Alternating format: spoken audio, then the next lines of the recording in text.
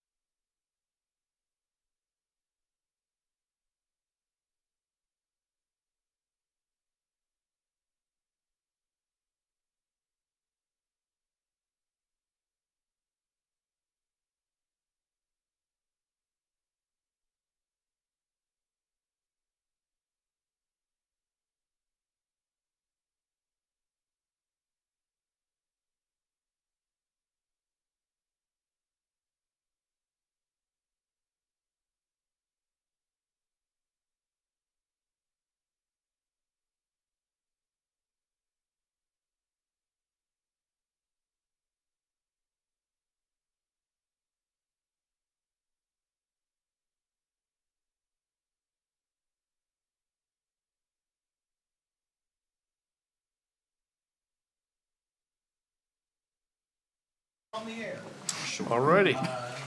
So, welcome to the meeting of the Kennebunkport Planning Board for October 16th. For attendance, we knew George was going to be missing tonight, and everybody else is here. I do have some news. Unfortunately, fortunately for him, but unfortunately for us, Neil has gotten a promotion and can no longer devote the time needed to this job. So this is, I believe, your last meeting. Yes, tonight's, sorry. Please speak, yes. Tonight's my last meeting, and I've enjoyed my 2.5 years on the board, and thank you to everyone for your time and being on the board. I've enjoyed it, and unfortunately, it's just not going to have the time to devote to concentrating on the applications that come in, and hopefully someone else will come along that can put the time in. So thank you, and I've had an enjoyable time being on the board. Okay, well, thank you for all the good work, and I don't know what we're going to do about peers in the future because you always end up getting stuck with them. But I see smiles from other people, so they're volunteering already. There's a good form. Yeah. So, anyway, so now we have, the next step is the approval of minutes of the last meeting. Now, I did find my favorite typo of the bunch was a referral to the affluent flow from Hidden Pond. And I was just, viewing these, affluent people rolling down the hill, but she's already fixed that, I'm sure. Well, I had some comments, and my first comment eliminates your comment, Okay. okay?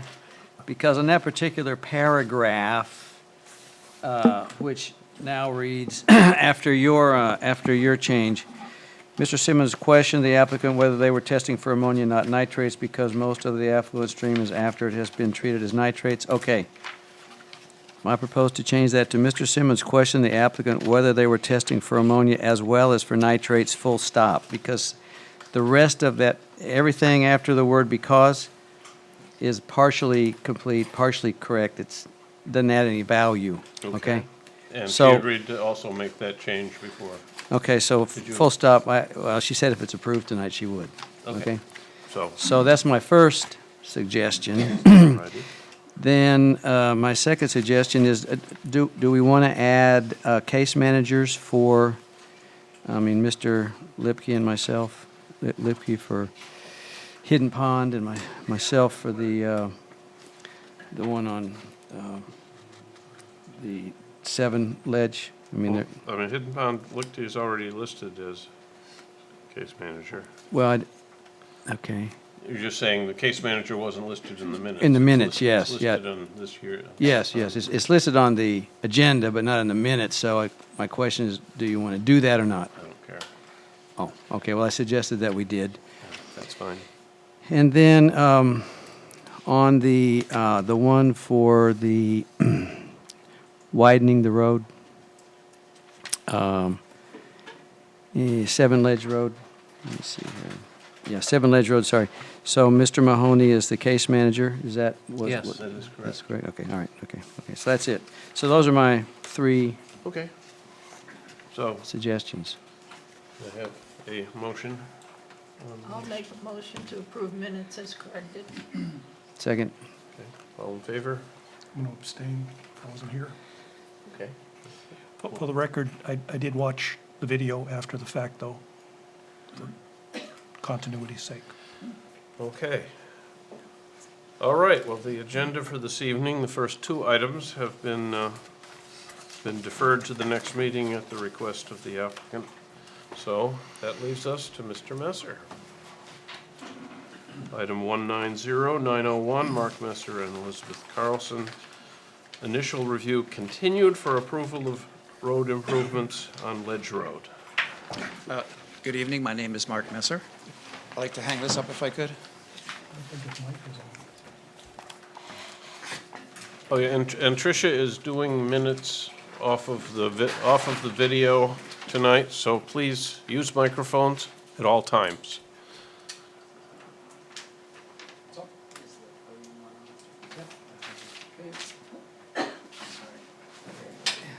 Okay. Does this move? Can you all see that? Okay. Like I said, I was here at the last meeting. And in that time, to quickly review, I live at 7 Ledge Road. To bring the road, I have a road extension past my house. And in order for my wife and I to build our retirement home at the end of Ledge Road, we need to bring the road up to standards, which is why I'm here. As I think you got from the materials that I sent you and from last meeting, ideally, I'd like to keep the road the way it is, but I understand that's not practical. I have good reasons for that. I think I went over those last time. The fire chief had some suggestions. And from those suggestions and from my own kind of thoughts on it, I sketched out, Mr. Boak had a suggestion for me to sketch out kind of what my proposal would be. Mr. Simmons had an idea at the last meeting that I incorporated into this map, so, I don't know, should I hold this? Probably, no. So here's Ledge Road. What I was thinking is to keep it the same up to this point. We've got a turn over here. It's not to scale. It's roughly what I think the fire chief wanted in terms of a turnout that you had suggested, in between the two significant areas of wetlands. Yep. And there is standing water there, and I'm sure after tomorrow it'll be a little bit more. So this would be the ideal spot for a potential turnover for fire trucks. And then coming through here, I propose widening it to 16 feet.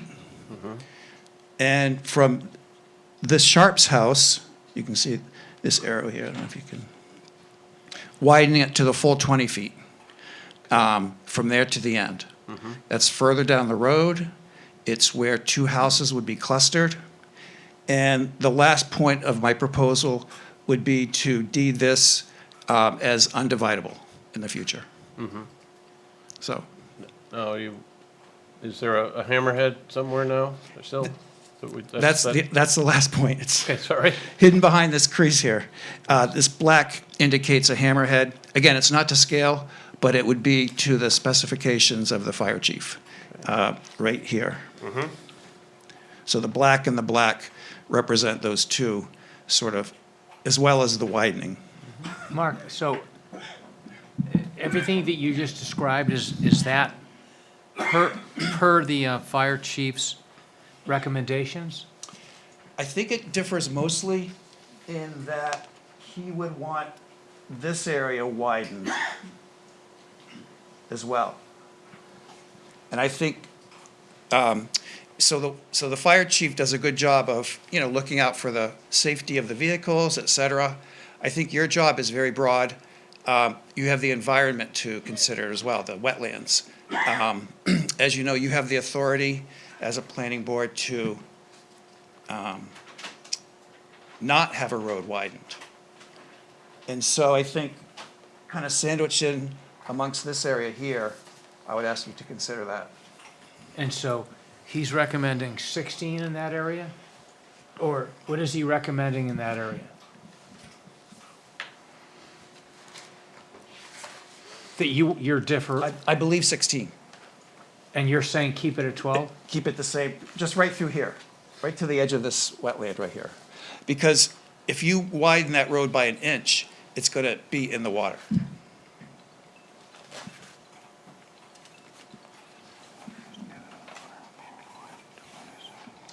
So that's, I appreciate all your, Can I ask a question, Mark?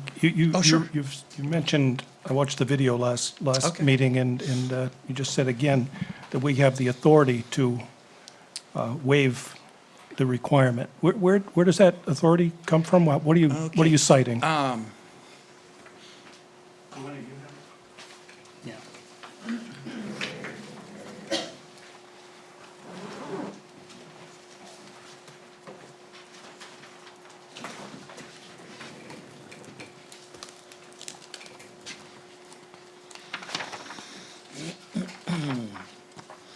Article 6 in the Land Use Ordinance, under road construction, filling, grading.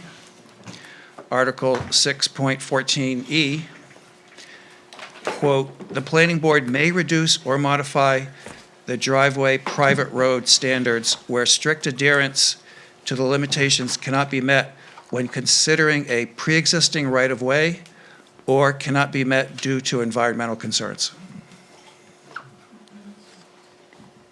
And this is a private road. Sorry, what was that again, Mark? Where- 6.14.E. 614E. Oh, you said B, I'm sorry. It was referenced in the original Yeah. finding of facts from 2006. Also, that was one of the facts.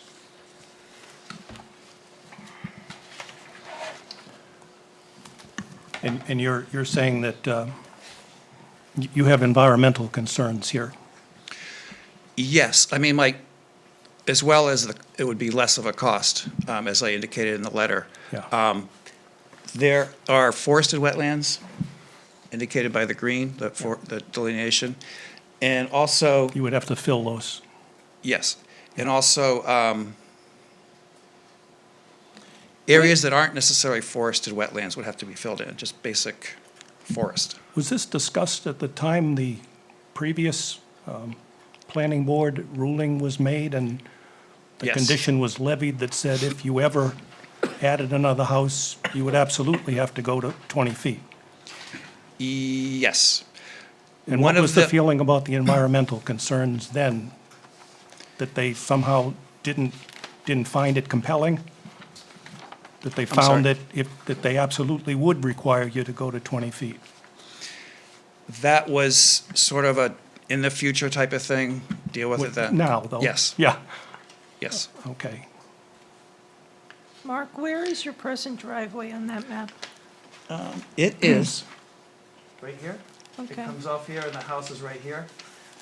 What the fire chief indicated that, to him, wouldn't necessarily, in his mind, kick it up to the 20-foot is because one of those four houses, well, there's three now, is maybe 25 to 30 feet, he said, from the main road.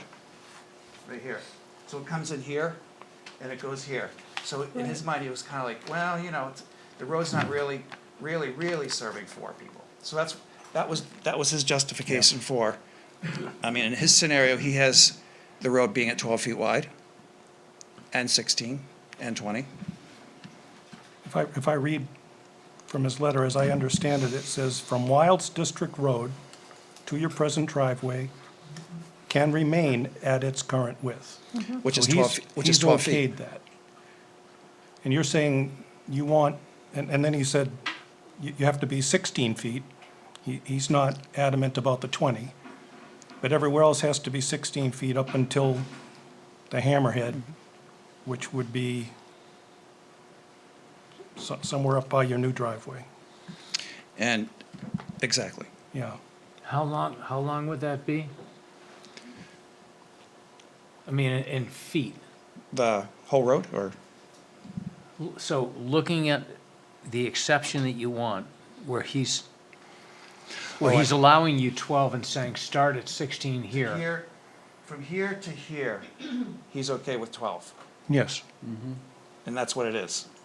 Okay. So, and then we go up through here, and then my driveway would come in right about like that.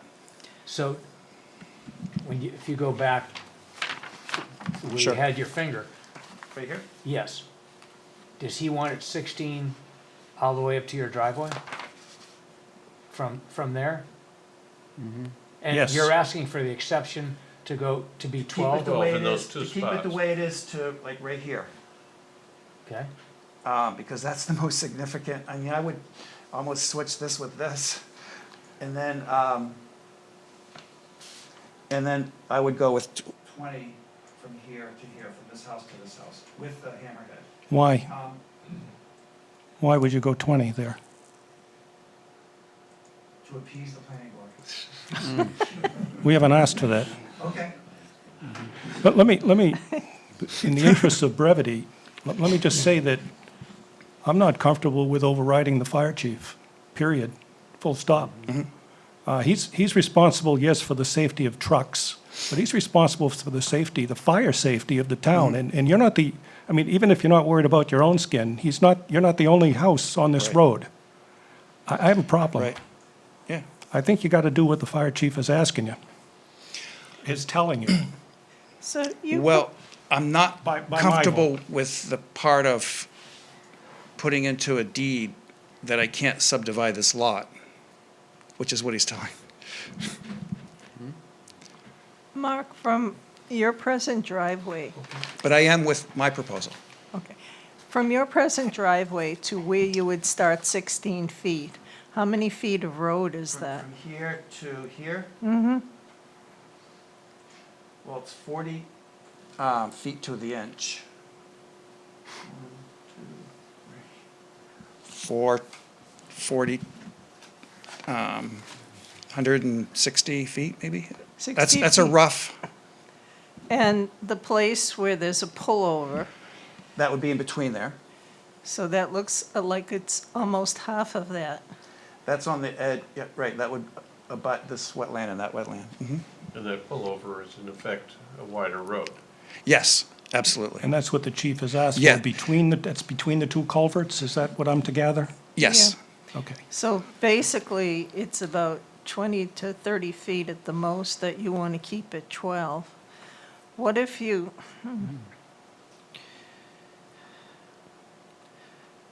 what if you widen from your present driveway up into the culverts? That little stretch in there as well, to 16 feet. Because what you're really saying is that you don't want to go into the wetlands. And the wetlands cross at a couple of places, but it's not a whole lot of footage compared to the whole driveway. right. And you'd be willing to comply with all the rest of the driveway and even put a pullover in there. Yes. Okay. So I guess my question is, what concerns would the fire chief have if over the wetlands impact there, the culverts that were narrowed to 12 feet? So, I mean, I can't speak for Jay, in Yeah. that regard, what his concerns are. Would be with the specific, just in the specific crossing areas. What I do see, and what I think would be a good question to pursue, the additional impact, I think, is borne partially by the fill extensions that you wind up having, for the road, not just the traveled width, but those extensions as well. And so, you've got these 3-to-1 side slopes that are, I think when you look at the plan that Lower Village did, that's what's causing the additional impact. Another solution, to that would be to widen that traveled width, but instead of having those 3-to-1s, you retain it vertically instead. So you're basically making a little bridge. That's right. Okay. Correct. Do some retainage walls on the sides, as opposed to doing the fill extensions at the 3-to-1. And that would get you, in theory, really, that gets you both. That gets an increased traveled width, and it also limits the additional amount of fill in the wetland areas. Yeah. But Werner, in the picture that I have here, I just have the original one. It looks like the wetland is impinging on the road only in the area where the fire chief has said it's okay to leave it at 12, as long as you build this, what's he call it, a pullover area. And that, he's saying that needs to be as long as possible, 35 to 40 feet, and not impacting the wetlands. That's the whole point of the concession on the pullover, was to avoid the wetlands. The remainder of the road, if the survey, if I understand the survey is, the right-of-way for the road is all outside of the wetlands, with one small teeny tiny area. So it seems like you've got the path to avoid the wetlands by building the pullover. Right? Yes, Okay. So the rest of the road could be widened to 16 feet, which I imagine is he wants two trucks to be able to go side by side, which is why the pullover is, I'm just inferring this from reading this, but the pullover is a concession. Yeah, we won't be able to go side by side, but we could pull over. absolutely. That'll save the wetlands. But I need to go side by side, I wanted to go side by side the whole distance. I'll give you that concession in the wetlands area between the two culverts. But outside of that, you gotta go to 16 feet. Okay, Again, that's what I'm reading. okay. Now, he's further saying, and this is where you're saying you take further issue with him, that the new property would have to be deed restricted against further development, because he's saying, really, with 4 houses, you should be at 20, I'm gonna let you go to 16, but you're not gonna go to 5 houses on here, Right. right? And you guys could always stipulate that. Could the stipulation be if you do end up subdividing it, that you have to go to 20 at that point? Regardless of any Sure, impact? or I'm fine with, I mean, the deed, this is all one lot right now, deeded. It's been surveyed, so it wouldn't be a big deal at all to add a sentence. The written description is all ready for this. It just has to, in one day, I could take it to Alfred and it's done. It wouldn't be bad, I'd have someone add a sentence to it. Add a sentence to what, Mark? The deed, the I see. proposed deed, to It not would allow for say- any subdivision. I don't mind doing that. I Because mean, I it's think good- what it's our happened last retirement time home. is It's, the findings of fact has the condition that the previous planning board levied that said, and if you ever go to a 4th house, it's gotta go to 20 feet. Yeah, And here we are. yeah. So I think we want something in the deed. yeah. Originally, I spoke to Werner. I didn't know if I even had to go to the planning board. He said I did, so I did, and checked with the DEP and everything. I thought, okay, if it goes to 20 feet the whole way and all this stuff, I will subdivide to sort of recoup the cost. I kind of don't want to do that.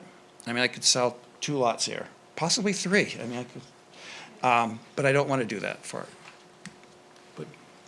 But again, going back, reading the previous findings, Yeah, I understand. you agreed to this condition then, Yes. and now I think that's the reason you came back, is Yes. because you're looking to waive that So, condition. as I understand it, where we are at this point, I could be mistaken. So the chief is okay with having 12 feet down to here, and then going 16 feet to here, and then keeping this at 12, and then going 16 feet all the way to the end, having a pullover, having a hammerhead, and putting it in the deed. Okay, I'm fine with that. And the hammerhead is 20 feet wide and 30 feet deep on each side of Ledge Road, yeah.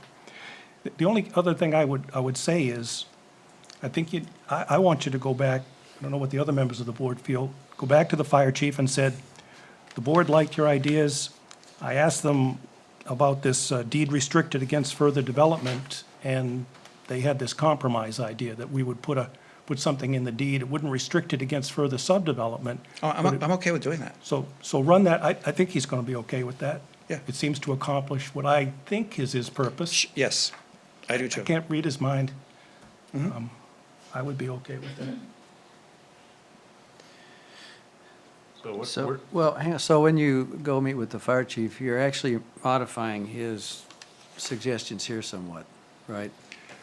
Because it's Yes, 12, yeah, Item so I think 5. you need to describe your proposed modification as well. And then, of course, my question is, if he's adamant, because he's got this statement at the bottom, it says, if you don't do all the above, then the whole length has got to be 20 feet, so that seems kind of severe. So when you meet with him, he says, no, you still got to make it 16 feet over the wetlands, then that's when you should propose Werner's solution to put some retaining walls in order to avoid, having the slopes to occupy more of the wetlands. So you have vertical walls there to take the road across the wetland areas, right? So that you're widening the road without encroaching on the wetland area more. See what I'm saying?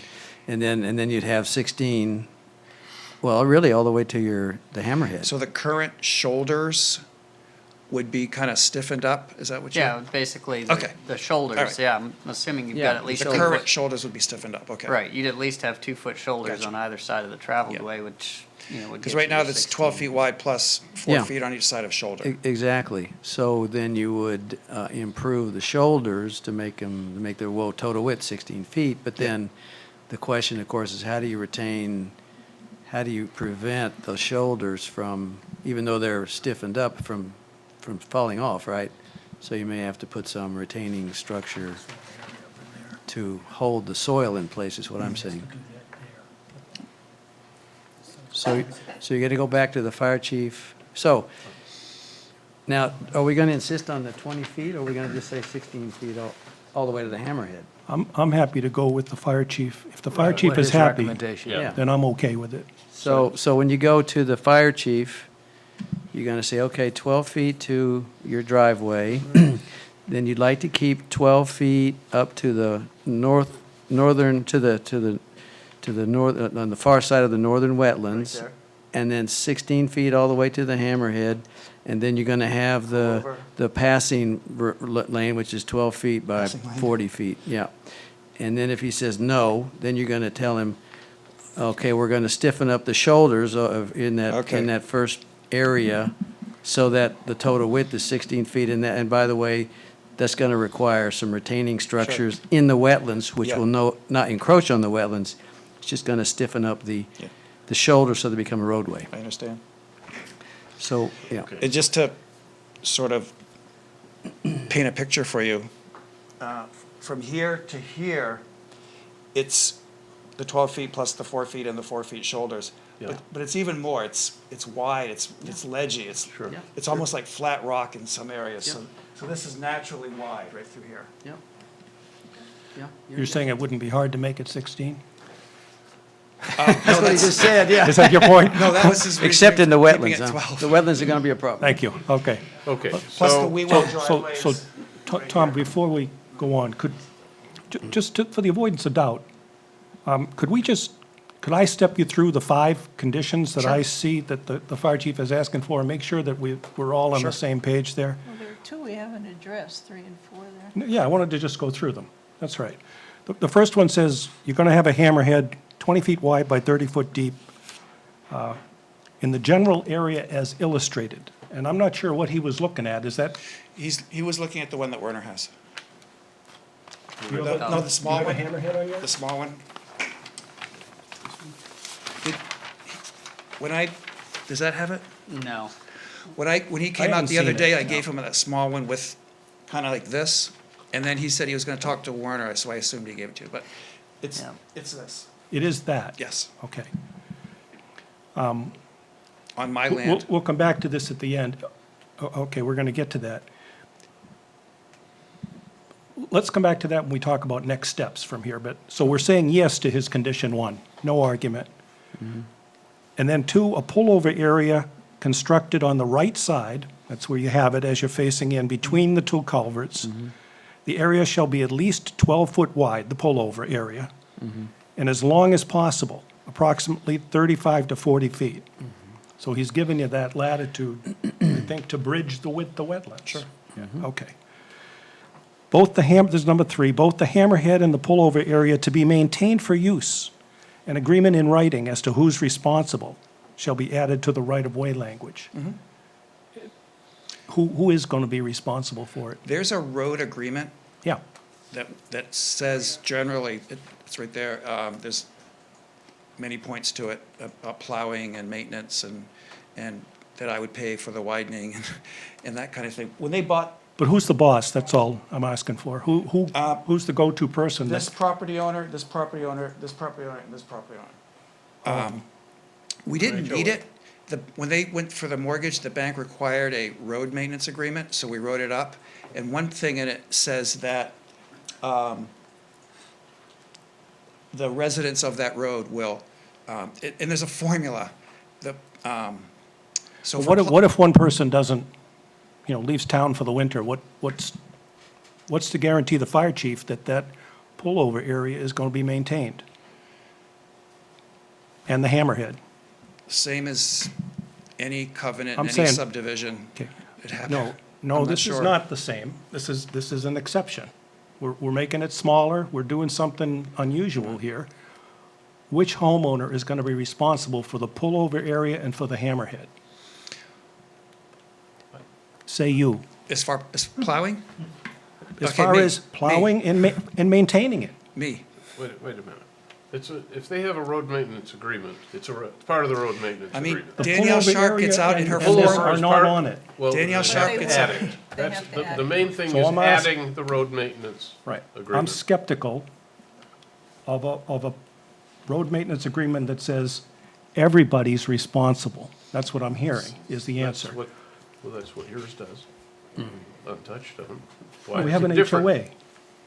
Huh? We have an HOA. Yes. And the HOA is responsible. The HOA, And there's a precedent. road there's a- maintenance agreement is the equivalent of an HOA. They're the same kind of thing. Yes. You have I presume you have a So nonprofit If corporation? one person doesn't pay, You do not? that Okay. basically the others have an action against them for the I money. don't think there's an HOA. Okay. No, there's no HOA, but a road maintenance agreement is basically the same as an HOA. So I It's asked a the question. contract. This If is, somebody leaves town and doesn't do their part, how They is it get resolved? They get Right. sued by the this is No, signed and no, but notarized. that doesn't It's- satisfy it's the in fire Alfred. chief's concern. It's in the Registry of Deeds, this road maintenance agreement. It's Okay. like 3 pages long. I just want to know who's responsible. Who do I tell the fire chief is responsible that I was convinced this was a good idea? All four. It all says the four lot are owners. responsible on a road maintenance agreement, No. They contractually agree. yes. By It's- buying the property. It's a contract between four people. The same as if one person made the contract or four people make the contract. And if one person doesn't live up to the agreement, the others can go after them for the money to cover that part of the So, agreement. so is there, are they going to be asked to re-up to this road maintenance agreement since the road is changing? Or is the road maintenance agreement says it doesn't matter if I modify the road, you're still responsible? I can extend it, and you're still responsible. That doesn't sound right. I'm sorry, I didn't quite, You have a road maintenance agreement on an existing road. yes, You're modifying the road. right. Are the It's not being signatories still It's not responsible? being extended, It is not. no. It's just being widened. Okay. Are the signatories still responsible even though the road has been changed? There's no clause to that effect in here. I think it's assumed. It's still Ledge Road. That would still be part of Ledge Road. This wouldn't be, but this would be, so I think it would be assumed in there that it would Okay, be. so you're saying that And there's a formula. the logger hit, the turnaround is not part of the road, you're saying? No, that would be on my property. This is the property line right through here. So Mark, would you be responsible for maintaining that? The hammerhead, Yes, yes, okay. So it's only the pullover yes. that is, and you're saying that's taken care of now and it would be in the future? It's the pullover and the widened part of the road, Yeah, and it comes under the maintenance agreement. if it does. I haven't read it. It's 3 pages long. It's an agreement in writing for who is responsible. And it probably That's says the any agreement. improvements to the road are still the responsibility of the four owners. Right. It might. And it's actually a formula. The further down the road, the higher the percentage. The Wewells here, who will like this plan, they don't want the road widened at all in front of their house, or back here, I assume, they came at the last meeting. Yeah. They pay a smaller percentage. So it's, Who engages the people that plow? okay, so Danielle Sharp, who lives here, she has a coffee shop in town. She gets up like at 4 in the morning on her four-wheeler and does a lot of plowing. I have a guy who I just met at the store, and he comes by and plows it. Mike Wewell has a snow blower. It gets done. I mean, we don't, there's no, No one's really. it just gets done. Good manners, yeah. Yes.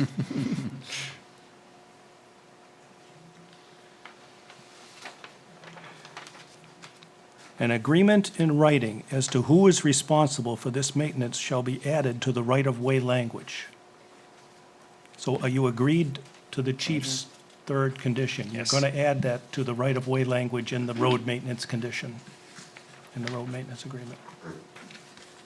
Add, What is the right-of-way language that he's referring to if it's not the road maintenance agreement? I have no idea. I think he just wants it in writing that it's going to be plowed. He wants it in the right-of-way language, which Yeah. I think is in the road maintenance Well, agreement. So arguably, when you look at the, whenever you look at No. when you look at the legal, the layout of the right-of-way, so a couple of the improvements that we're looking at here are outside of the bounds of the right-of-way. So the, Oh, so the the 50 turn, foot, yeah. the turnoff, that's Mhm. outside of the bounds of the right-of-way. The hammerhead, that's outside of the bounds of the right-of-way. Right. And I mean, I think, what we're hearing is that those two pieces arguably should be part of the right-of-way. If they're Yeah. part of the required improvements of the road, they should be part of the right-of-way. Well, the hammerhead is not part of the road. It's something that Mark is putting on the end of the road as part of his driveway, That's basically. right, he has it, he has it indicated as being on his property, although I think I read, from Jay Item- here that. Item 4 says that the fire chief was shown a map that has the hammerhead on the When I- Sharps When I property. drew the one for him with that smaller piece, a little sliver was like right there when I Okay. drew it. I drew it really quickly for him. So your intention you're is to gonna have fix it that. all on your Oh, yeah, property. as it yeah. is there, absolutely. Okay, yeah. Good stuff. Yeah, Absolutely. I think it was just part of the drawing, It was, yeah, but there was a sliver of it over the yeah, line. okay.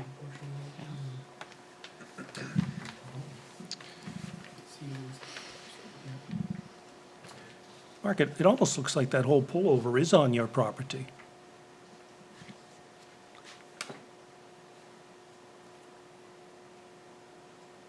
Some's on the right of way and some's on the property, yes. So yes, it is. So I would have to make sure it's plowed. Yeah, I think if you've got an exhibit that talks about maintenance of the road within the right-of-way, and that's one of those portions, it makes sense that the right-of-way be re-described, or that that particular piece be added into the description of the right-of-way. So could that be done by an updated survey that showed the correct right-of-way? Yeah, I mean, you'd need, that would have to be added to the deed for, for this first parcel. Right. And the other one And is an on, updated survey. the other one, You need the two hammerhead is not on mechanisms. the road. It also, this isn't to scale. I mean, this could be, I don't think it's bigger than this, but it could be smaller than this, what the chief was asking for. And it could very well be all within the right of way of the road. So I can have that, I can measure that. Was set at 12 feet, at least 12 feet wide and approximately 35 to 40 feet So the long. right of way is 50 feet wide and And the road is 12. 20, plus the shoulders is 20, so there's probably 15 feet on each side. So I would say it would all be in the right of way. Yeah, that's what it sounds like. Okay, so in principle, 1, 2, 3, and 4, we're on board with. I got 1, 2, and 3. What was 4? 4 is the map provided shows some of the proposed hammerhead on the Sharps property. Oh, yeah, okay. And we said, no. Yeah, we're- that's- That was just, yeah, we're gonna yeah. fix that Yeah, on the yeah. real map. And number 5 says the property your new house is going on will be is deed restricted against further development. And you're saying, well, no, upon further reflection, can't we accomplish that a different way? I've always thought that. It wasn't upon further. I'm sorry? But I'm fine with it. You are fine with deed restricting against further development? Yes. Okay, I misunderstood, I'm sorry. So, where do we head from here? Do we I think we want an updated get it? map that shows Are you it ready to get, for real. I And we're, guess, we Well- got Lower Village Are you in okay with that? place to? and an Well, updated. so Mr. Messer's gonna go see the fire chief again, Yep, right? And talk about 12 feet, 12 feet, well, talk about the new proposal with particular emphasis on what happens in the wetlands, but you got a solution for that. So really, after you talk to the fire chief, then if this was updated with his favorable response, then we'd be sound like it'd be a slam dunk. And of course, the key thing is at the end, we just want the 16 feet, we don't need the 20 feet. So it kind of simplifies your life as well. Right? Okay, so then you're gonna go back to Lower Village and get Leon to redraw this thing? Yes. That's Or not a one of problem. those people, not necessarily Leon, I realize. But, okay, And then you'll come back and then, with an application to do just that. So should we continue the it initial sounds like we application? wanna continue it again, Yeah, Yes. I think so. okay with you. Sure. And then, I s- you'll come in with the ready to rock and roll version that you Okay. you show, whether you have to talk to the fire chief again before or after Leon does the drawings. I mean, the main thing is that in the two green spots, that you're going to, it'll now be a 16-foot road, but it'll be, or so, but it'll have, the edges there'll be no sides. Oh, right. Right. The Well- idea is that you're gonna keep to the road width he wants. Yes. But not have. Okay. Have Yeah. the big shoulders. Fair that you enough. have to damage the wetlands for. Fair enough, yes. Yeah, okay, good. Okay. I can do that. Okay. And then the next meeting would be the public hearing? Well, we'd still have to approve it. I think you're still, We could approve it pending Right. the receipt of that document, Yeah, which would allow it to exactly. be the public hearing. Yeah, okay. Yes. of the updated survey. Yes, with Yeah. receipt of And- the updated survey. And will an be- updated note from the fire chief. Okay. Okay, so do I have a motion to that effect? So move to, what, make a conditional acceptance pending, It's complete. it's complete, The- conditional The application complete, is complete. complete, and we're pending. pending a receipt. final version approved by the fire chief Yes. And an updated survey. and an updated survey. Right. I Okay, second it. Okay, all in favor? Okay. Thank you, Mark. Thank you guys thank you, very Mark, much. that's great, thank Thank you. you, Mark. Appreciate it. All right. That brings us to item 190902, Kennebunkport Heritage Trust, number 2. The Sebago Techniques authorized agent, a sketch plan for the proposed 5-lot affordable housing residential on Main Street.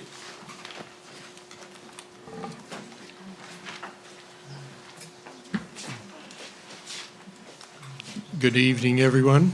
I'm Patrick Briggs. I'm here this evening in my capacity as president of the Kennebunkport Heritage Housing Trust. And we are at the very beginning of the process of developing our first build. It'll contain 5, perhaps 6 houses. There's still some adjustments and things that we need to check out. But going forward, Sebago Technics will be the engineering firm that will take care of the preparation of everything that goes into this presentation. So I'm going to turn it over to Sebago Technics and to Steve Doe and let him walk you through it and answer your questions. But thank you very much for your consideration. Just for the board's knowledge, before we get started, I just want to make everybody aware that, that in my position with the town, I'm also an ex officio member of the Housing Trust Board. I work with them and advise them in an advisory capacity. I'm not a voting member with the board, but I am an ex officio member. Thank you.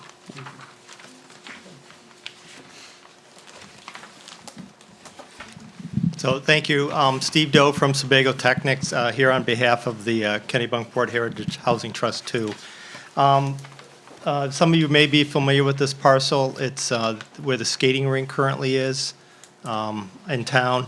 It's a 4.43 acre parcel of land.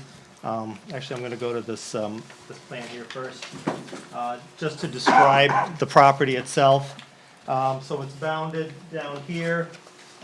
And then, this is the only street frontage they have, comes around like this, And then there's a stream that pretty much bisects the center of the property. So there's a stream that comes down and comes down through there. And with that stream, you got a 75-foot setback on either side. The skating rink is located in this area here. The warming hut is roughly right in this location over here to kind of give you a handle of what the property is. The balance of this site is all wooded. Much like Kennebunkport, it's bedrock, shallow to bedrock, with little pockets of some good soils and then little pockets of wetland. The wetland is primarily confined to the stream. Down the center, there are a few little pockets that are located in this area here.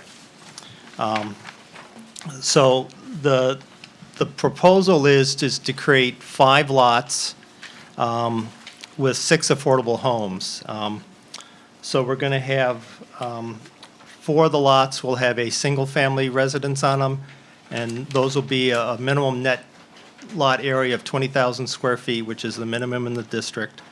And then the duplex unit, which will be this parcel here, will have a 30,000 square foot minimum land area. The way they've structured this particular development is to try to create more of a village for these homes instead of just a kind of a standard subdivision. So we've there's kind of 2 buildable areas on the property. You have the what they're calling the east cluster, which will have the one single family house and the duplex, and those will be kind of sited kind of facing inward to each other with a shared driveway, so it kind of creates this little neighborhood of 3 homes there. And then on the opposite side where the skating rink is, we're looking to put in a 20-foot wide road along the get my directions here, the western edge of the property, and then have 3 homes fronting on that street. So then you got 3 homes kind of as a little cluster there. And then the central area, which is where the wetlands is, would be more of an open space. It's still part of the lots, but it kind of provides this open space buffer area, natural area between the residences. We do actually have an open space area on the property. So this is where the road would come in, which is pretty much where the gravel parking lot is. And then we have an open space area in the back of these lots. That would be accessed off the end of the road with a footpath that could come into that area if they need more of a passive area. We have talked about a kind of a loop trail around there, but we haven't figured out the logistics of all that. As far as infrastructure, this would be a private road. We're looking at a 20-foot wide paved surface with 3-foot shoulders on that. At the very end, we'll work in some sort of a hammerhead turnaround for that, whether it works into a driveway component of one of the houses or some means for the fire trucks to turn around on that. For water service, water does exist on the opposite side of the project along here. The intent is that the homes that actually front on Main Street will have public water. So the duplex, this home here, we're exploring the cost of bringing water to these 2 lots because it is an affordable project, and with the water district, actually, if you're going to have water service, you have to have frontage on a water main. So it's a pretty expensive endeavor to bring a water main up this road. There is ledge there, so it'll be blasting. It's a pretty big nut to crack off. So those 2 homes in the back may be on wells. It may come down to wells due to cost. Sewer, there is no public sewer here, so all the homes will be on septic systems. Jim Logan has been out there and has found 2 passing test pits on all the lots. That was confirmed, I think, a week or 2 ago. He went out there and did some soils work. Power, we're envisioning overhead power to these, again, to keep the costs down.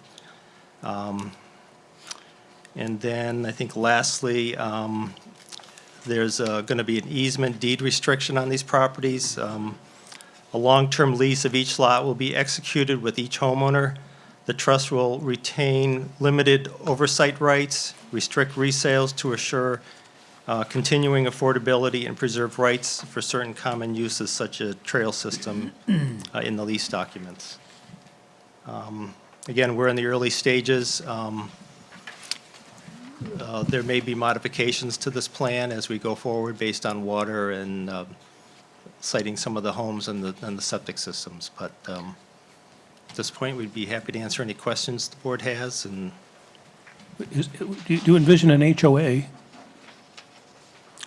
I'm looking to Pat. I believe there would be. If we're having a private road, there's going to have to be. Probably part of the lease agreement. Part of the lease agreement. So yes, I think. Yes. Yeah. Okay, I have a few questions. The only reason I asked is, just to clarify, is you started talking about, the long-term lease and the concerns for upkeep and maintenance of the properties and all of that, and an HOA has that effect, I think, to create a common caring Exactly. for the neighborhood, so. Yep. Okay. Okay, just looking over your application, the first thing I notice is the deed you provided is the land is still owned by the town. So, I mean, I know ultimately Well, the deed will be transferred, but Yeah. some letter of, in the preliminary plan, we've got to see the actual, we'll have that by whatever it then. will be to Right. make that happen.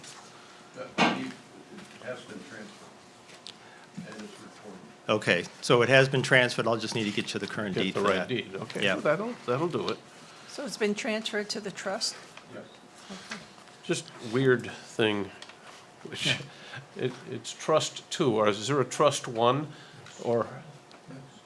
Yes. No, one, there's a trust, There's the, Kennebunkport Heritage Housing Trust, and a two. and this is number two that's doing it. And the other one might do something later, but you, okay, doesn't matter. Okay, when you actually do the drawings, I'd want to see where the shoreland overlay exactly is, so that we know. Yeah, they're on here. There's so many layers and colors you can't see. Yeah, you But can't tell. yeah, we'll have all the setbacks on the lots, setback from the stream. Okay, my other concern is on the septic systems, that, who owns the septic system that is in this leased land? Is it owned by the trust, or is it owned by the homeowner?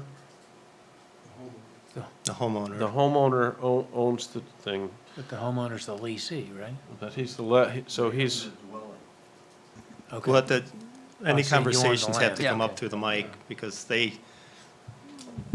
for them to take the notes later, minutes. If they want to come up and, if you're going to talk to them, they have to come up to the mic is what I'm saying. yes. It's really very, very sketchy how you've let this out, and there are a lot of unanswered questions. For example, you're talking about leasing property, and yet you're talking about homeowners. And, the responsibilities haven't been divided between the homeowner and the lessor. So, it's going to be hard for us to make some decisions if we don't have some specific details along those lines. This is David Kling. I'm on the board of the Kennebunkport Heritage Housing Trust. The lease agreement is not yet finalized, but the idea is essentially it's a 100-year land lease, which is a model that other housing trusts have followed. And that route was decided upon in order to enable the housing trust to be better able to retain control over resale value, maintenance, upkeep, et cetera. So within that lease will be, a very clear layout of who's responsible for what. But the idea is that the purchasers, the potential purchasers of the affordable housing will in fact get mortgage financing and will purchase the home. They will be the owners of the structure, the septic system, et cetera. The responsibility for snow plowing and things like that will be spelled out as if it were a homeowner's agreement, and that'll be part of the lease. And that will be for 100 years? About or 100 years, yes. For In the, other words, the trust has, the term of the lease will run with the land for 100 years. So that makes it mortgage financeable, makes the building financeable with a financial institution. And the asset liquid for that homeowner if they want to sell it. If they want to sell it, they can sell it, subject to Yeah. certain limits They on do this down resale south a lot, value. on That's I've seen it done on UK. shorelands, but you're leasing the land, okay, for 100 years, then they can build whatever they want and get mortgages on it. No, because there will be restrictions Well, on what within can be built. It restrictions. has to be kept affordable. We've already, we're working on exactly what kinds of homes will be built. The whole goal here is to do everything to keep each individual home affordable. Affordable for the homeowner or affordable to For sell? the homeowner. Okay, because 100 years is a lot longer than one family lives on it. Right, so they will be able to, the homeowner will be able to sell the home to another family, provided that family meets the income, Restrictions. qualifications, et cetera. Has this been done elsewhere with affordable housing? Yes, Has it it has. worked, do you know? Yes. Has that plan Yeah, worked? Mount Desert Island is one example. Right. Okay. Other states have similar situations.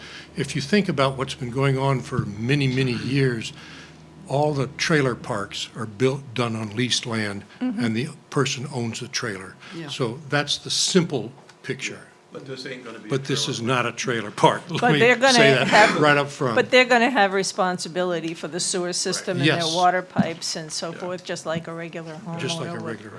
Just so you Okay. know, so everybody in the public knows, we're talking about relatively modest three-bedroom homes here for families. So, It's a starter home in the concept of what they're not going to have a garage to begin with. So the owner can make improvements to the lot.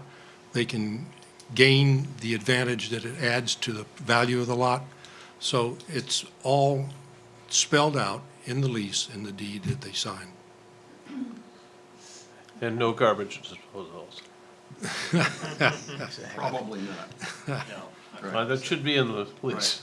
So, I don't know what the exact timeline is, but the lease document itself would be a standard lease. Has been worked on for a relatively long period of time, and that's about to be reviewed, I think, by council. Right. And so, that will be He has it. available He has it now. in due course. I can't say exactly when. So we would presumably see this as part of the preliminary, this being the sketch plan, we have a preliminary and a final. It should be available by then, Oh, yeah, I hope. yeah, sure. Everything takes longer than you think. Yes.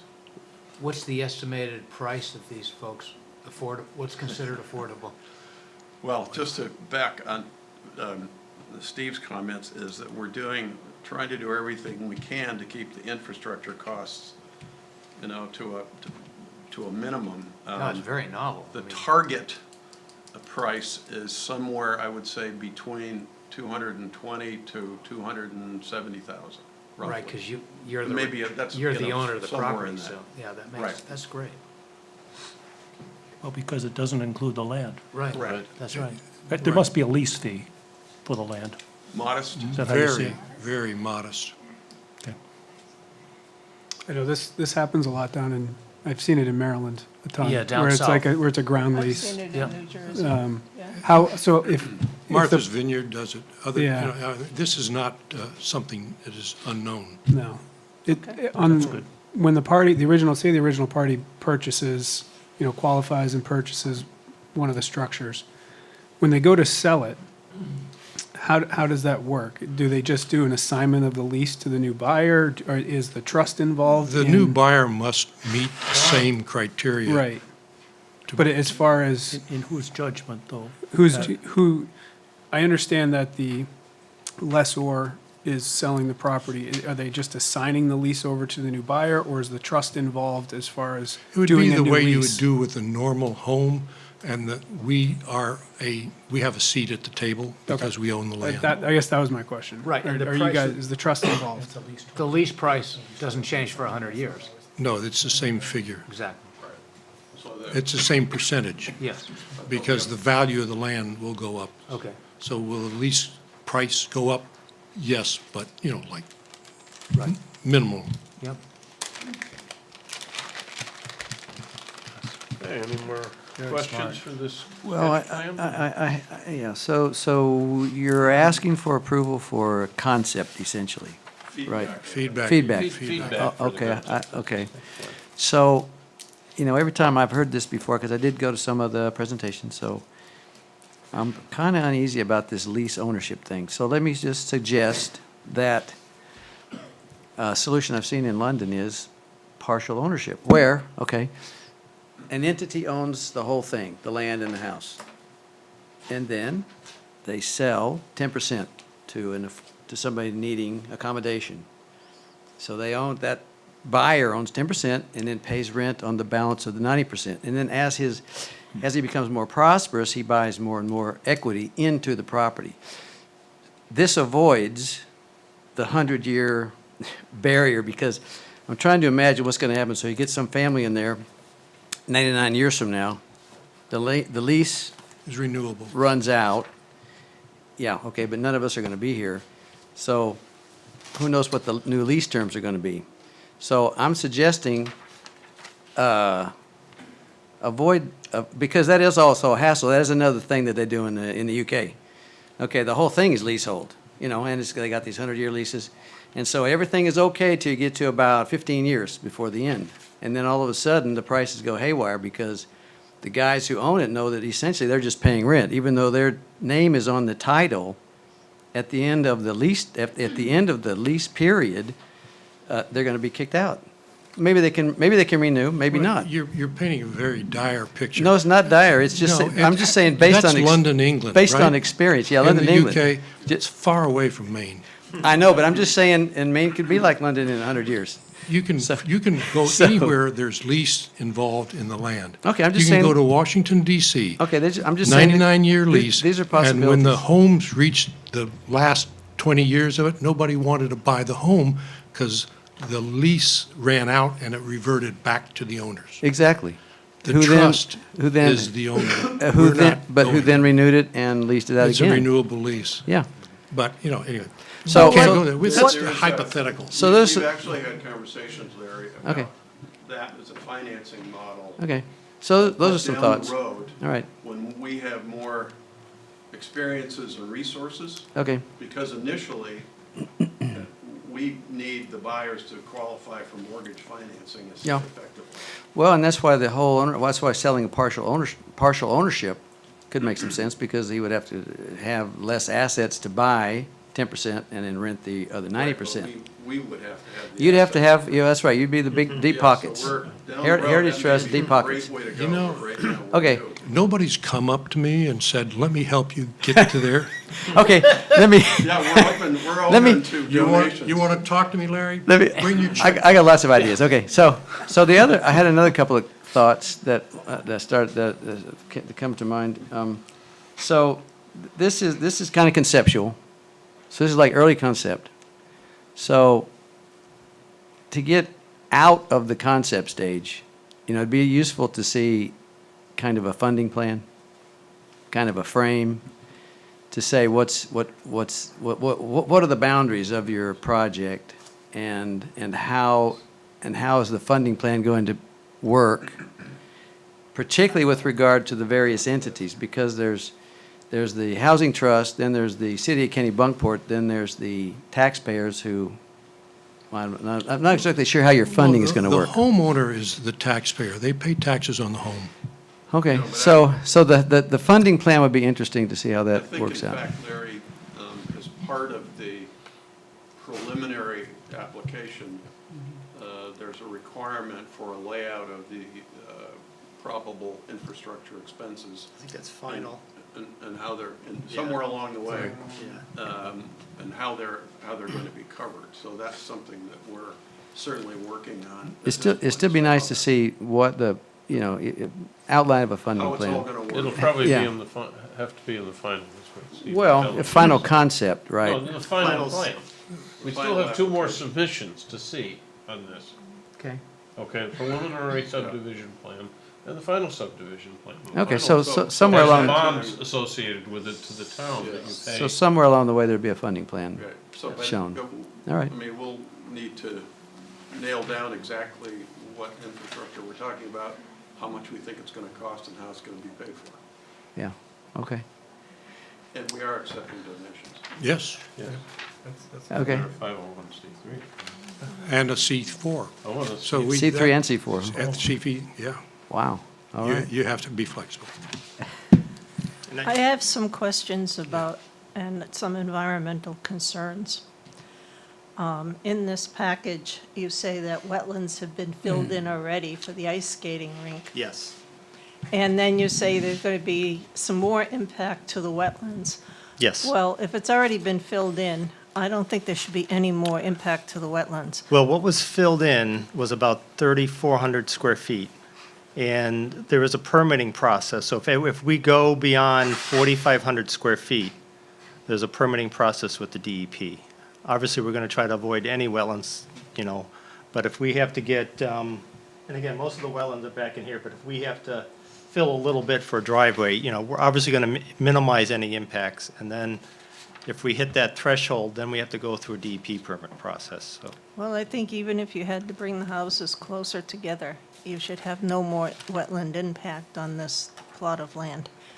The other thing I'm going to talk about is, since the Housing Heritage Trust has a lot of control here, is that you start thinking about bringing in families and integrating them with environmental concerns, such as the houses could have bird-friendly designs. My favorite pet peeve is bird strikes on windows, okay? And this is killing birds left and right. I'm not going to go into it, but I think that's something that could be integrated right in there in a requirement. There may be some other environmental impact things that you could do around the trees, significant trees, and requiring people to make sure they have trees planted and minimal lawns and no pesticides. I think this should all be thought about if you're going to have control over how people No. purchase and build houses. It's a good stepping stone for Kennebunkport. Usually we see a draft HOA in the plan, the subdivision Right. plans. And that's the type of things we'd love Yeah. to see in said Yeah. HOA. That's my 2 cents. I just have one more thought, and it's about the name of the subdivision. Main Street property. Oh, you're suggesting that? No, no, That's we what, need it that's better. what was proposed. And I thought, that's a little bland. It's it's a Was- sketch was- plan. Was Heritage, was Heritage Woods taken already?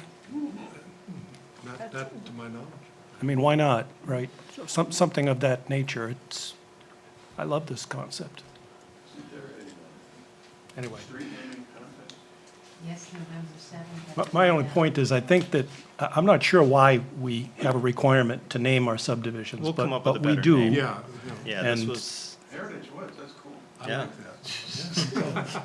You didn't hear it here, but No, that, Okay. that works for me. something other than that. All right, Short term. I guess you've heard, do we need a motion even, is it just we've? No, so, We've heard our so comments. this is a sketch plan, so this is the, what I like to call the, hey, what do you think, meeting, where, the planning board has the opportunity to look at the conceptual plan, any, kind of initial questions or concerns that you have, about the project, that you can bring those up. to the applicant so that they can work to address those items as they put together the preliminary plan. So it's a this is a non-binding, meeting. It's that opportunity for applicant and the board to talk about the plan and maybe address any particular, any issues that might come up that could be addressed in the prelim. Okay. What about a site walk? Anybody besides me who wants a site walk? Before winter. Before winter would be nice. Next few weeks would be kind of, When are you thinking about for the preliminary? That's a really good question. I mean, if it's not going to be till spring, let's not do the No, sidewalk now. we would hope that it would be earlier than that. Yeah. You know, and I understand, you take my point, though, that Yeah, yeah. so maybe within 6 weeks. Yeah. I don't know, I can't tell you. Yeah, but I think if you wanted to do a site walk, I think if you wanted to schedule that, that do would be the good next month or so. to do now. Is the property marked and staked like we normally No, would? but I think we could, do something between now and, Yeah. it's pretty, Park's easy. yeah, Park is easy. it's pretty small site. if you could work with Lisa to, Yeah, so I think, To- I mean, to you get have, a sidewalk you have a that we couple of can- options. I mean, I think, one option would be that, the site, the site could be marked out, so that you could see kind of the conceptual, house sites right of way, with, maybe setback locations that could be staked out. And I think it would be up to the housing trust, but they could authorize the board to just go out and visit the property, at your own schedule. Or we could set up a formal, site walk where, where the board meets. We would just, process-wise, we have to notice that, we have to notice it as a public meeting, so. I'm just sensitive to the fact that we're used to dealing with people coming in doing development for profit, and that's all well and good. We have another concern here that, just like you're trying to keep your overhead costs on infrastructure, we don't want to add an additional burden here and run you through an exercise that we can do less expensively, let's say. So we're looking, we don't want to go set up a special meeting with causing them to lay out stuff before they're ready to lay it out. When's the natural time to do this? And Tom, I mean, you and I could take a drive out there and check it out on our own. Not three of us, Not three of but us, two of I us know. could do Yeah, that, two and of then us at two a time. others. Yeah. And so if there's a naturally occurring place when it would make sense to invite us over, because you're going to be there anyway, that would be my preference. I mean, we're doing this pro bono, just so you know, so. In the spirit. But I mean, even if for a layout, I mean, I can go out there, and if we can limit what we're laying out, I can lay out like property lines, and when we're walking around, I can say the house is going somewhere over here, septic systems are here, versus spending a survey field crew out there. I think I would be willing to go out and do that kind of layout, What do you think, Tom? which I think Yeah, the site's small enough, we agree can walk totally, around. making It's, it as minimal as possible. yeah, it's a pretty small site. I think we can do it fairly simply and. accessible, easily. Yeah. accessible. So, I just soon do it sooner than later, just because of the Weather. weather conditions and Yeah. the snow coming in, so. So what do you think? Soon as Speak you're with ready, we'll set it up and. Yeah? Yeah, we can We'll notice it that we can way. work on a couple of dates. Yeah. But let's keep it, Propose- let's keep it propose a couple simple of dates for as we folks. can. Thank you. So, Appreciate Thank that. you. Thanks for all of what you're doing. All right, Great idea. Thank thank you. you. Keep your fingers crossed. Which, speaking of trusts, brings us to one other item.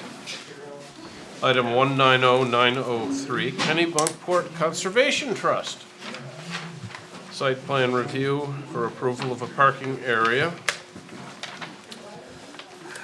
So it's on Guinea Road.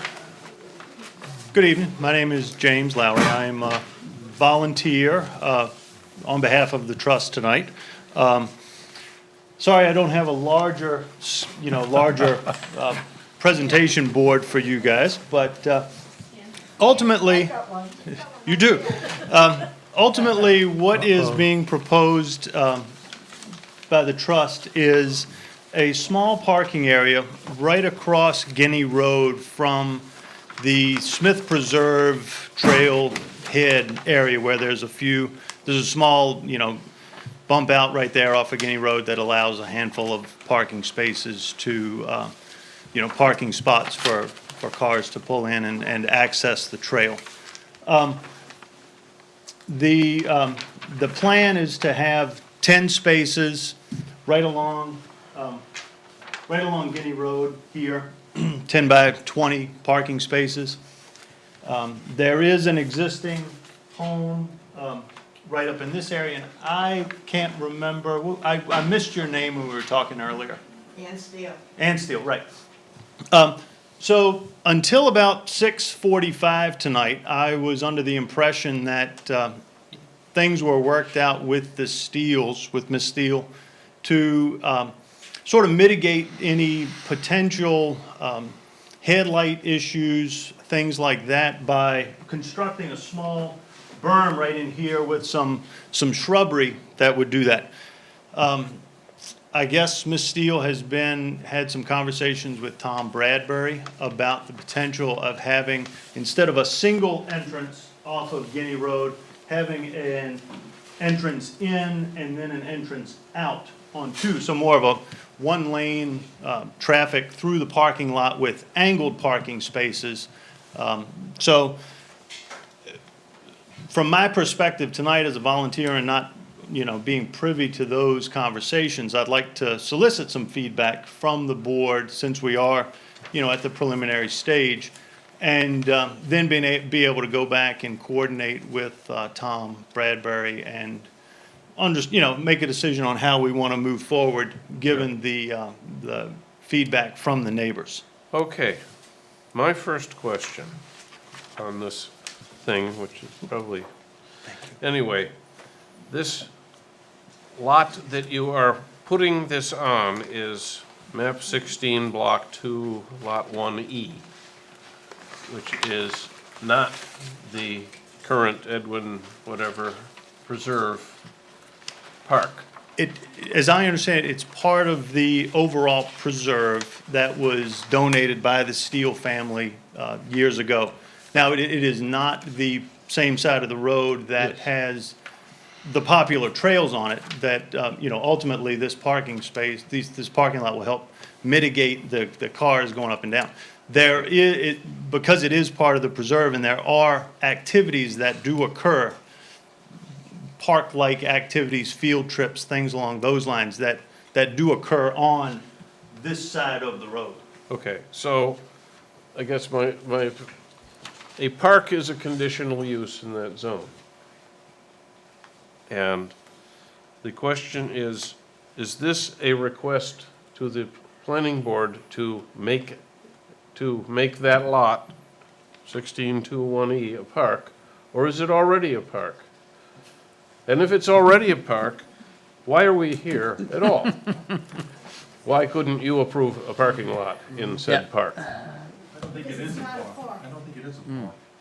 Yeah. It's part of preserved farmland, if not mistaken. Yeah, so, this is a, common question that we have, but I don't, if you look under the limits of what, the code office has authority to grant permits for, Okay. this is not one of them. Okay, And so, by default, it winds up being something that goes to the planning board. okay. What is the use now Yep. of this? Of this particular site here? Yeah, The use of this lot. Piece of the farm I grew up on. oh, it is a farm right now. I'm sorry. Let's not start the public hearing before we're even approved the application, please. Okay, I'm sorry, but it is, the current use the of, applicant. the Current- yeah. current use of that item is not a farm if it hasn't been a farm in a zillion years, right? I am not aware of farming activities that are going on. Okay. I mean, it is Hayed? It's a, Okay, It's hay. all right. Okay. So my apologies. So it is then it is currently, it is currently in use as a farm of some sort.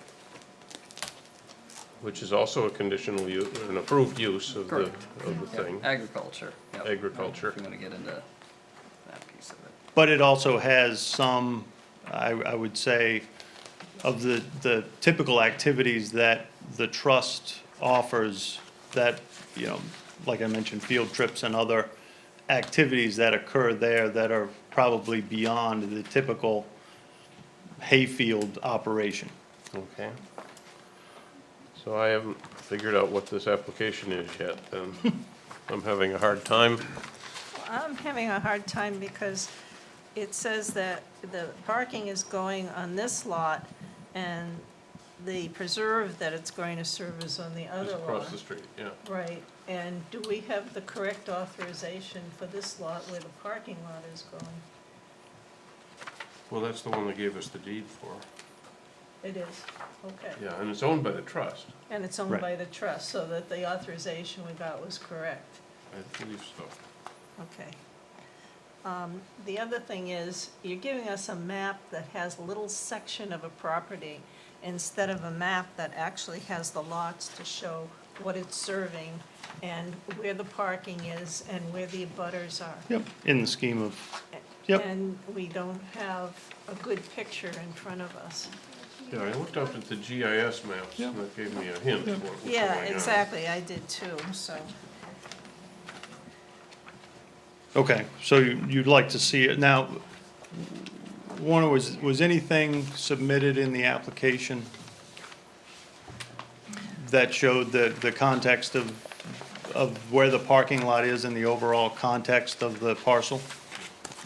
So I think what we have is, you know, we have the, you know, we have the larger site plan that just shows the parking area, just the Okay. affected parking area. Yeah.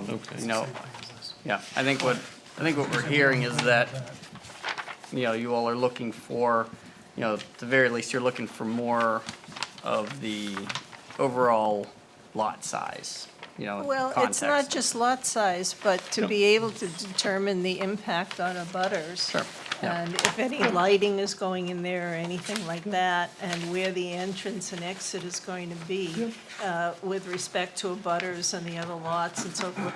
I think we need to see the whole thing in context. Okay, just perfectly understood.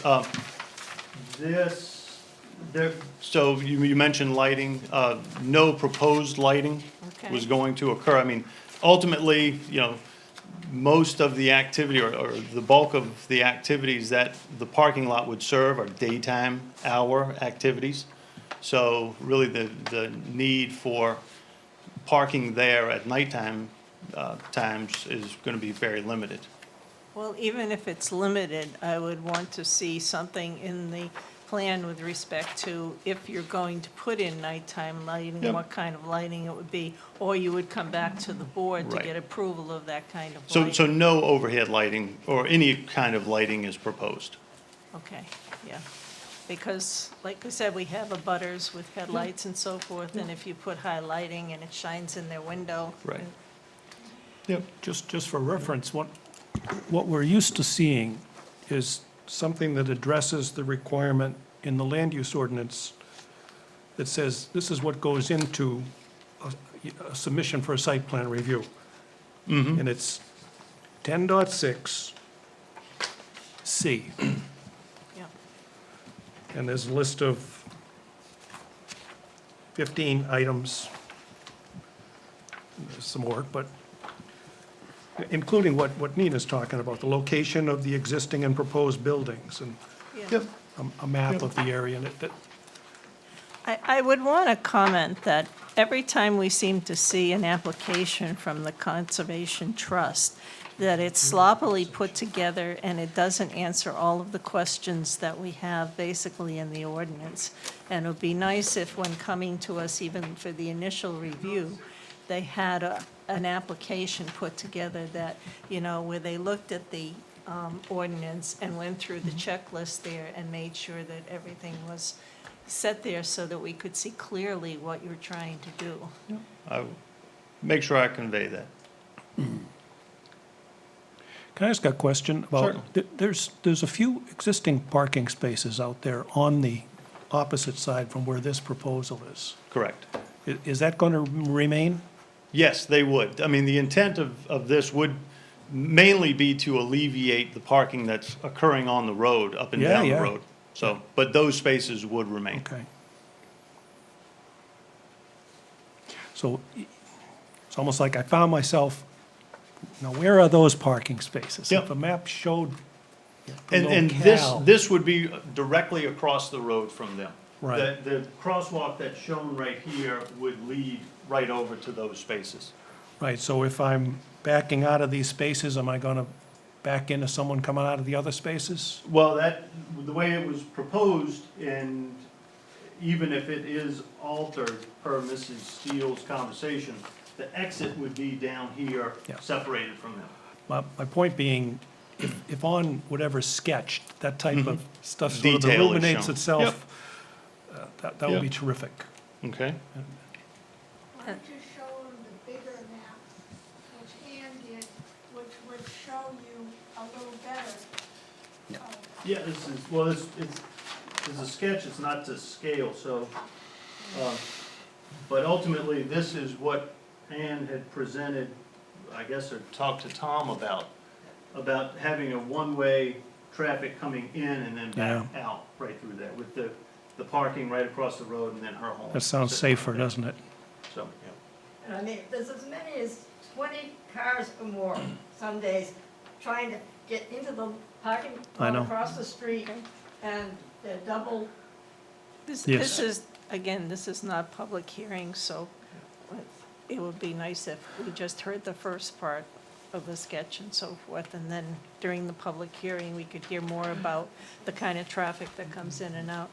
I would suggest to you, though, you're putting a berm supposedly to protect neighbors' houses.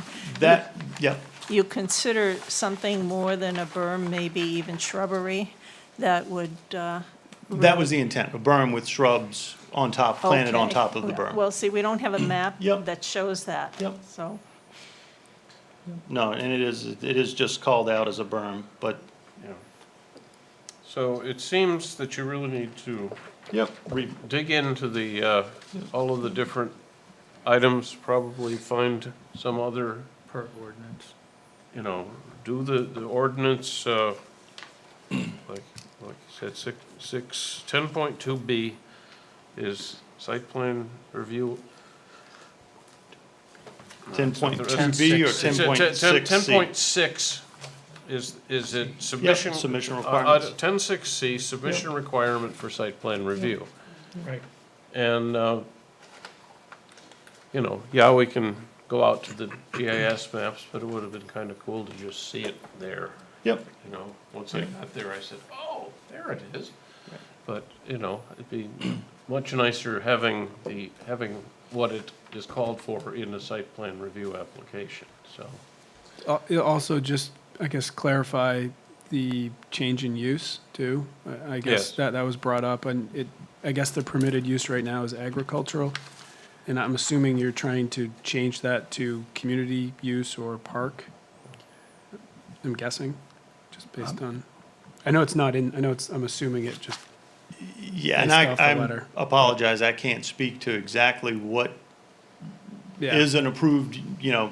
use there on the parcel. I know what it I has guess- been yeah, I used guess for, just, so. yeah, Yep. going forward, just kind of That's- clarify That's that. the progression. To me, in the letter here, that's in the package, there's a description, there's an excerpt from Article 2, the definitions, where it talks about community use. Right, I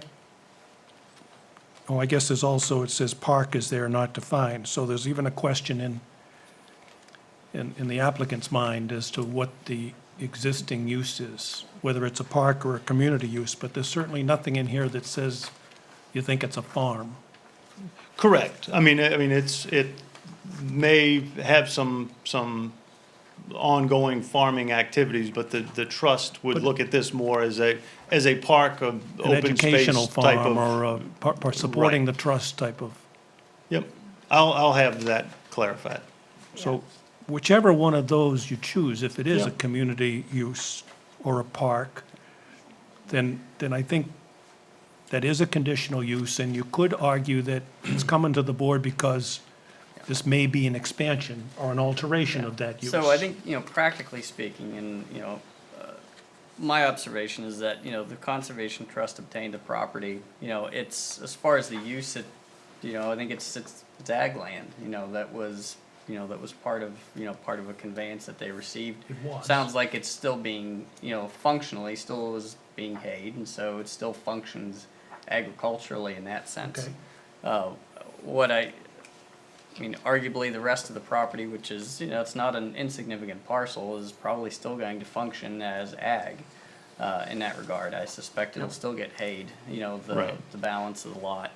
With this portion here, operating as that community use piece. Because arguably, if you look in the ordinance, we don't have a definition of park, but you do have a definition of community use, which includes within it park. So, Yeah, it seems to fit as the. either one will do for our Either one, purposes. right, either one of those will work for, for this application.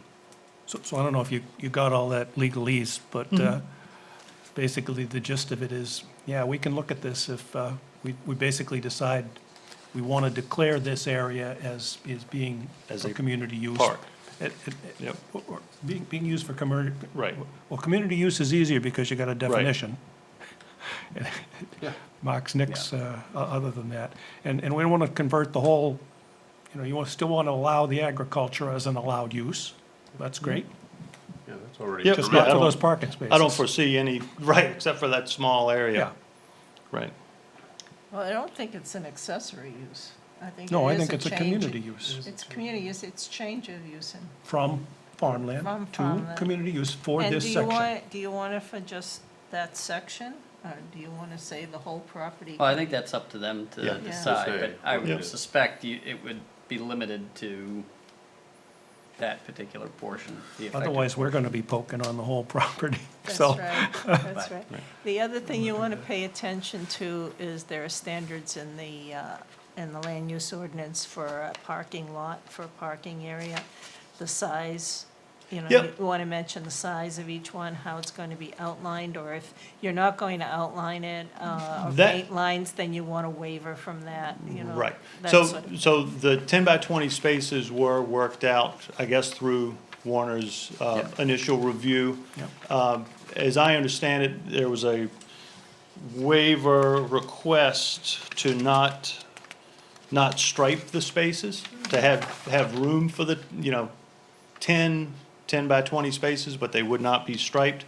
Now, if the change in sort of orientation of the spaces goes through and it is changed, that may be something that needs to be considered so that people understand they need to park at an angle in order to just be able to fit in and promote the one-way traffic through the parking lot. are you thinking of paving this or leaving it No, gravel? it would be or- gravel. Okay. But you might want to consider curbstones at the edge of each one near the road, so people don't go over into the road Yeah, in their parking. it's a fairly substantial ditch right there, Oh, good. so that would be a little deterrent for people Okay. pulling up too far. You might want curbstones then, so you don't have to tow them out of it. Yeah, exactly. Well, Okay, so I think then what we want to do is continue this to the next meeting. That's familiar. So if I could have a motion to, I'll make a motion to continue I guess it's an initial review to the next meeting. I'll second. okay, in favor? Okay. All right, well, I guess that's it. We have, I will vote to adjourn. Neil, would you like to do the honors for the Yes. final Thank step you. here? Thank you. Thank you. Thank Motion you. to adjourn. I'll second that. Yeah. Okay, in favor? Agreed. All right. Neil, thank you. Yeah. Thank My you very pleasure. much. Yeah, thanks.